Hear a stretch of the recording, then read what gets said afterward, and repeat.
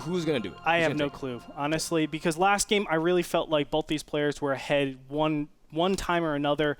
I could have sworn Minigun was going to 2-0 right there. But I guess Ziktomini just had too much up his sleeves. He had a very, very nice bank, and those Broodlords continuously just were way too cost efficient. I thought Minigun should have had a bigger bank somehow or another, but ultimately he proved me wrong. Still, these two players, I mean, game one, Minigun was massively behind, got back into the game, and crushed Ziktomini.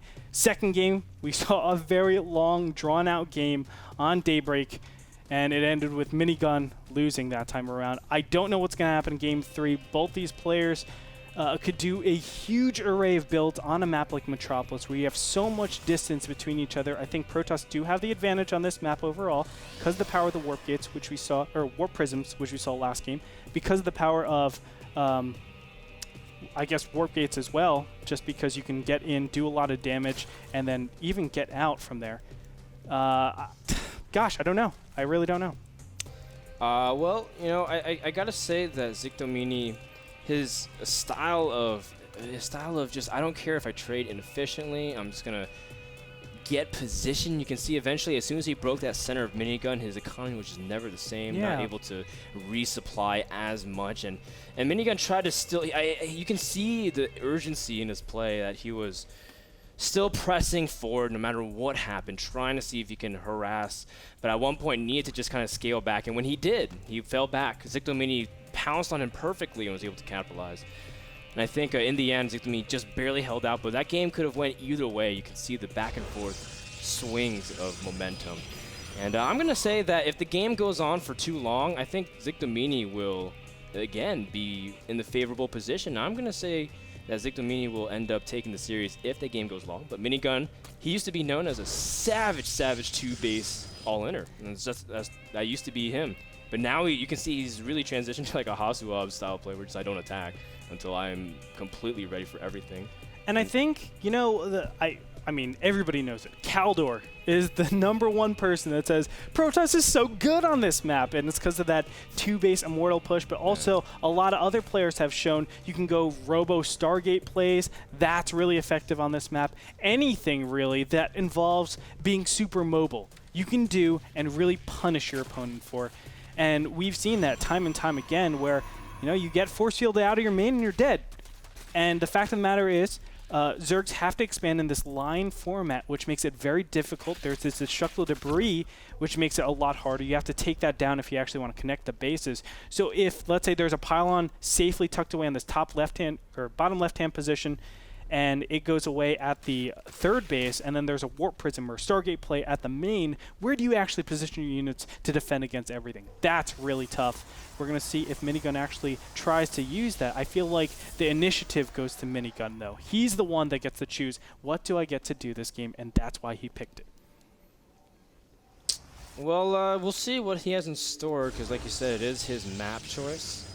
It is best of 3, guys. If you're just tuning in, this series has just been super well fought from both sides and drawn out.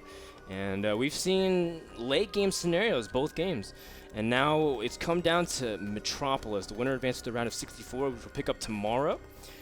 And we'll be casted by Mr. Bitter and Rotterdam. And we'll see who's going to join up. But it is single elimination, so it's win or go home. We'll see what Minigun has. Now, in game number 3, Andre, we always encourage players to stick to what they know. But Metropolis is also a map where some kind of like builds that don't necessarily fly on every map can work. Like the Sentry Warp Prism play is usually really good. Even Sentry Stargate play. Some people, have force field the ramp and then have Void Rays kind of pressuring those kinds of things. We've seen those in the past. The Robo Stargate, which sounds ridiculous, right? You invest all this gas into getting your Warp Gate, the Stargate, and a robotics facility pretty much all at the same time. You get a Void Ray count up, you get your Warp Prism, and you get sentries. How the hell are you paying for all of this while defending against all-ins? Well, the map is so big that you don't have to worry about all-ins. Doing an all-in is super silly by any Zergs. So that's why it really empowers the Protoss. They can get a quick 4 gas, which is not what we see right here. So Ziktomini should be like, oh, well, you're not going 4 gas, you're only staying on 2 max. I have to be careful, and look, sure enough, we have a 4 gateway opening coming up from Minigun. Now, again, this isn't a bad build by any means, because what you're able to do is take your third base as the Protoss while applying pressure, knowing that there's a huge space in between you.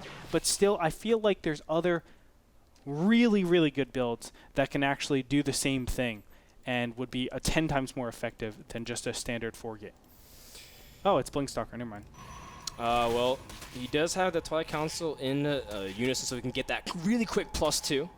Whether or not he chooses to go for, mass set like 7-gate Blinkstalker is it's up to him. It's still, I think it's a variable. He's still making probes, and he's at 43. Normally you would stop right around now, but as a result, he's not going to. Instead, he's going to go for Dark Templars, and this makes me think he's going to go for a fast third while trying to harass with DTs. And I love his pylon path as well.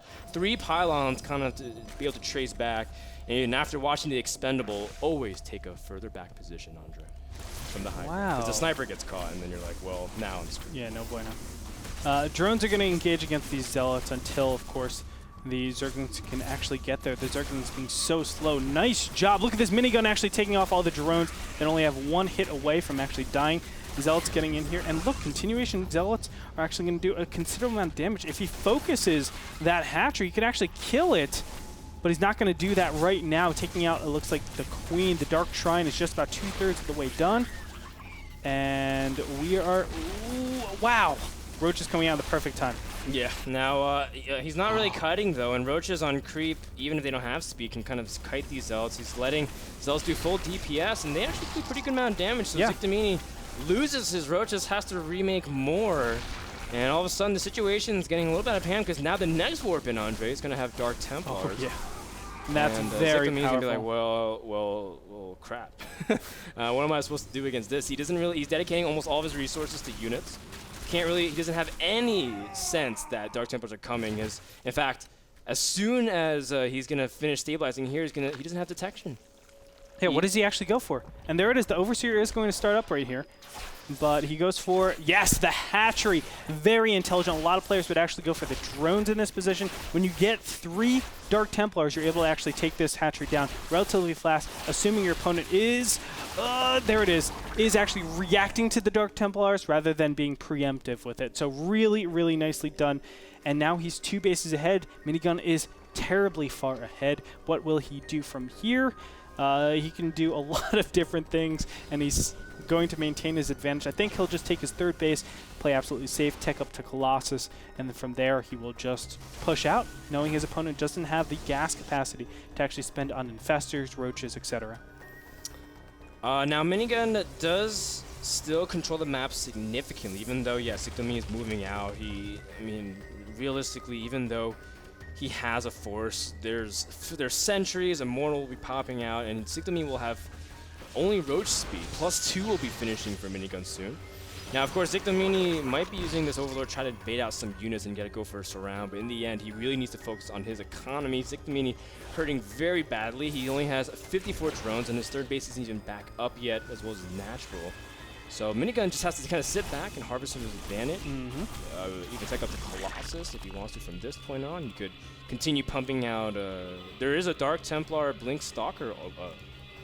Archon. There's an Archon Blink Stalker timing that some players like to do. I know Mana tried doing that once against Demaga, who goes Mass Ling. It was actually kind of cool. Yeah, it's really, really cool, actually, because the Archons are able to clear up all the Zerglings for the most part, don't get me wrong, and that is actually one of the tougher things to deal with in the beginning stages of Blinkstalkers until you can get that super big Blinkstalker count up. It's obviously very, very valuable, so I think that's a perfectly good thing to go to. But as we said, Minigun has the capabilities of doing anything he wants. He's just so far ahead. Ziktomini and Minigun are actually both very close in supplies, but that's misleading. Let's look at the income tab, 61 to 53.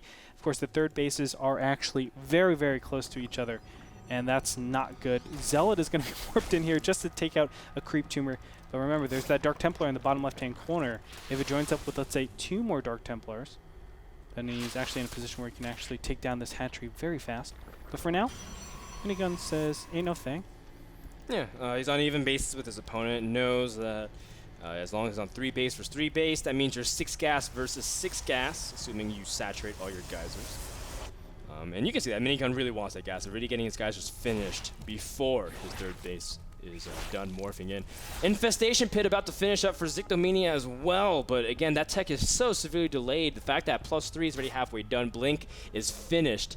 Minigun just has so much initiative, like you said, Andre, and to be able to do it. His Dark Templar is harassing, still, you know, trying to force Ziktomini in awkward positions, take whatever advantage he can, and still say, you know what, you can't leave your base. You can't control the towers as much as you'd like to. I'm able to take the middle of the map before the roaches can force me back, and that's exactly what Minigun's doing at this point. Oh, this is the scariest push ever. And obviously, this is a great timing actually against his opponent. He knows the third base is just actually being saturated. Maybe he actually spent money on drones. If that's the case, well, you're not going to materialize off of that anytime soon. This is going to do an amazing amount of damage. Minigun has the best relative timing ever.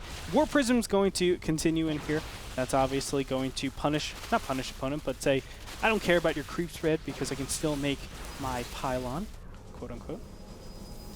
Well, you do see that Minigun is warping in just more Stalkers. That is the crux of the army. Yes, the Immortals are very important, but in the end, after the Immortals pass, if they even pass, the Stalkers are the ones that you kind of want to keep their attention. Blink Stalkers are kind of blinking to the side here and just trying to get a good position in order to protect the Immortals. Immortals are just doing phenomenal DPS. Minigun really forcing himself into this third area, and Ziktomini trapping himself across the ramp. The Infestors actually pop. He can immediately snipe it as well. A Fungal does drop and lock the units in place, but not going to be enough. And with this third dropping, Ziktomini can't keep up in production, and that is going to be the ticket. That's going to be Minigun's ticket to the round of 64. Yeah. Congratulations, Minigun. It was very well fought. I have to say, I love how he actually did everything. The fact of the matter is that 4-gate was even enough to take out his opponent. Taking out the third base was just so gigantic. Wow. Adding insult to injury with Dark Templars was even better, and he follows it up beautifully. You know, really shows the power, I think, of this map. And Ziktomini says, at least I won one ZVP. GG, Minigun advances, and we have a winner. So Minigun advances to the round of 64, where he'll play tomorrow. Of course, guys, the entire duration of the NSQ takes place over Thursday to Sunday.